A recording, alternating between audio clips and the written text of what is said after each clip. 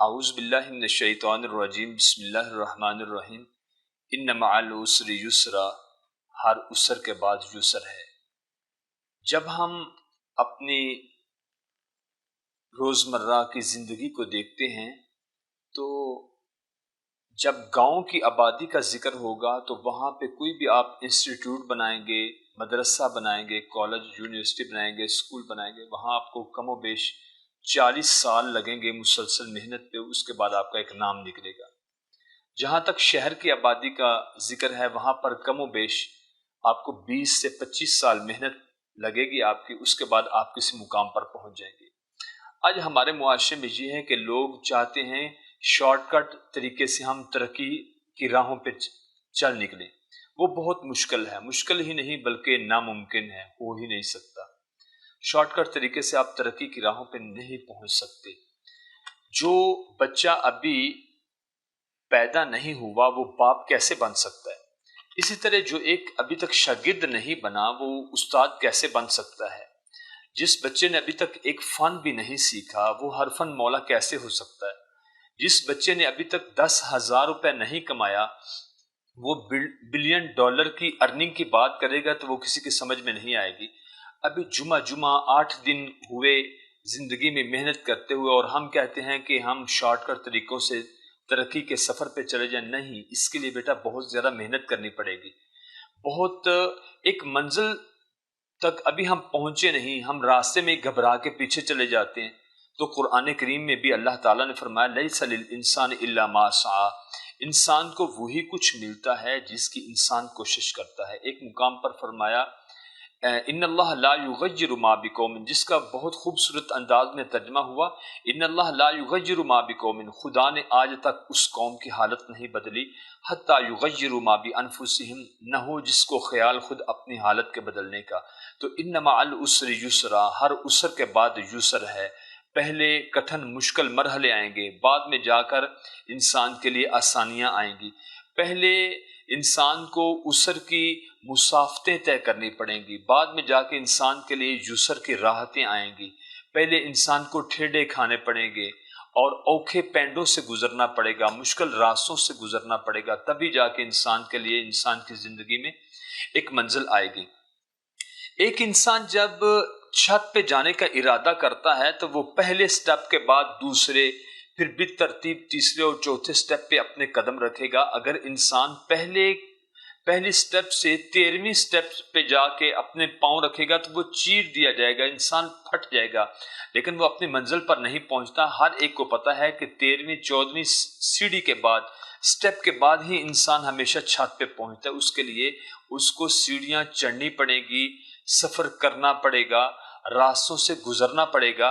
اور ایک انسان جتنے بھی آج جماعتوں کے قائدین ہیں آپ ان سے پوچھیں، جن کے انسٹیٹیوٹ ہیں، مدارس ہیں یا جن کے کالج ہیں، یونیورسٹیاں ہیں، آپ ان سے جا کے پوچھیں کہ انہوں نے اس منزل تک پہنچنے کے لیے ڈین بننے تک اور انہوں نے پرنسپل بننے تک اپنی زندگی میں کتنے مشکل سفر کیے، اور پھر ہر ایک کا جو سفر تھا وہ کتنا مشکل تھا، اور پھر اس مشکل راستوں سے گزرتے وقت انہوں نے صبر کے کتنے کیپسول کھائے، صبر کی کتنی ٹیبلٹس انہوں نے کھائیں، اور پھر جا کے وہ اپنے مقام پر پہنچے۔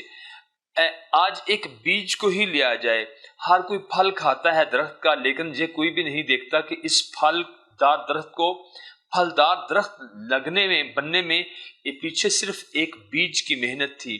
وہ بیج جس نے اپنا گھر بار چھوڑا، اپنے ساتھیوں کو چھوڑا، اور وہ اکیلا جا کے زمین میں دفن ہو گیا، پھر اس کے بعد اس کے اوپر رات کا اندھیرا بھی آیا، پھر اس نے اپنے سینے کو بھی چیرا، پھر کومپل نکالی، پھر تنا نکالا۔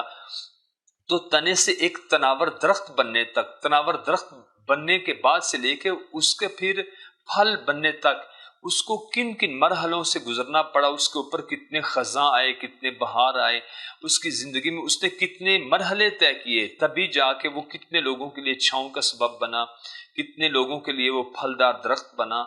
آج جو بھی شخص ہے محنت کیے بغیر کسی بھی مقام پہ کوئی شخص بھی نہیں پہنچ سکتا۔ آج میں اگر یہ ایک سبز پینسل کی بات کروں جو میرے ہاتھ میں میرے اللہ نے پکڑائی ہے، اور آج الحمدللہ اس وقت میں 3 اداروں کا محتمم ہوں، ناظم ہوں اور پرنسپل ہوں، اللہ کا شکر ہے، لیکن ایک عام قلم سے سبز پینسل ہاتھ میں آنے تک آج مجھے کتنے مشکل مرحلوں سے گزرنا پڑا۔ اور جب ہم بات کرتے ہیں، یہ دکھائیے گا ہمارے ساتھ، یہ دیکھیے، یہ میرے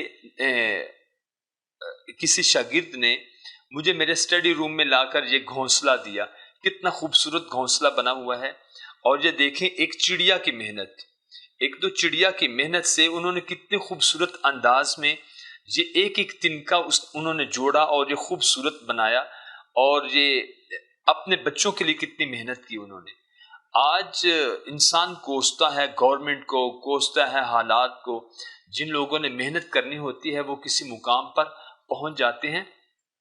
اور آج دیکھیے آپ محنت کے اور اپنی منزل کے پہنچنے کے راستوں کو دیکھتے ہوئے آپ ایک چیز کو ضرور دیکھیے، آج کتنے ہی پرندے ہیں جنہوں نے اپنے گھونسلے مکمل کیے اور انڈے دیے، بچے پیدا کیے، تیز آندھیاں آئیں جس کے ساتھ ان کے گھونسلے نیچے زمین پہ گر گئے۔ گرنے کے بعد انہوں نے صبح اٹھتے ہی اللہ تعالیٰ کا شکوہ نہیں کیا، انہوں نے شکر کیا، صبر کیا، اور جھنڈ کے جھنڈ قافلے، وہ چڑیوں کے کبھی ادھر جا رہے ہیں کبھی ادھر جا رہے ہیں۔ قرآن کریم نے فرمایا وَالطَّيْرُ صَافَّاتٍ، وہ پرندے تو صفے بنا کر میرا ذکر کر رہے ہیں، یعنی پرندے کا گھر بھی تباہ ہو گیا، انڈے ٹوٹ گئے، گھونسلہ اس کا درخت سے نیچے گر گیا، کسی کے قبضے میں اس کا گھر آ گیا اور اس کے بچے مر گئے، لیکن اس نے شکوہ نہیں کیا، شکایت نہیں کی۔ صبر انسان کو بھی چاہیے کہ ان مرحلوں سے گزرتے ہوئے اپنی زندگی کی منزل کو پانے تک کا جو سفر ہے، اس میں انسان شکوے نہ کرے، صبر کرے، شکر کرے۔ آج میں بھی جس مقام پہ ہوں، یقیناً میں کہوں تو کہہ سکتا ہوں کہ سب سے پہلے اللہ تعالیٰ کی مدد میرے شامل حال رہی، اور پھر اس کے بعد میرے ماں باپ کی دعا تھی، پھر نیک لوگوں کی میرے حق میں دعائیں تھیں، اور سب سے بعد میں جا کر میری اپنی محنت تھی۔ آئیے آپ سب محنت اور ترقی کے اس سفر پر ایک دوسرے کے معاون بھی بنیں اور کوشش کیجئے۔ پتھر اگر کسی راستے میں رکھا جائے، کسی یو ٹرن پہ رکھا جائے اور کسی سر راہ پہ رکھا جائے، 8، 10، 15، 20 سال کے بعد وہ پتھر والا چوک مشہور ہو جاتا ہے۔ ایک پتھر بھی اگر گمنامی کی زندگی گزارے، کسی ایک جگہ پر ٹک کر بیٹھا رہے، تو وہ پتھر والا چوک مشہور ہو جاتا ہے۔ یقیناً ہم بھی کہیں محنت کریں گے، پوزیٹیوٹی کی طرف جائیے، نیگیٹیوٹی کی طرف نہیں جائیے، اور مکمل محنت کریں، اللہ کی ذات پہ توکل کریں، شکوے کی بجائے صبر اور شکر کریں۔ انشاءاللہ آپ وہ دن دور نہیں جب آپ ترقی کی راہوں پر گزرتے ہوئے اپنی منزل مقصود تک پہنچ جائیں گے۔ السلام علیکم ورحمۃ اللہ۔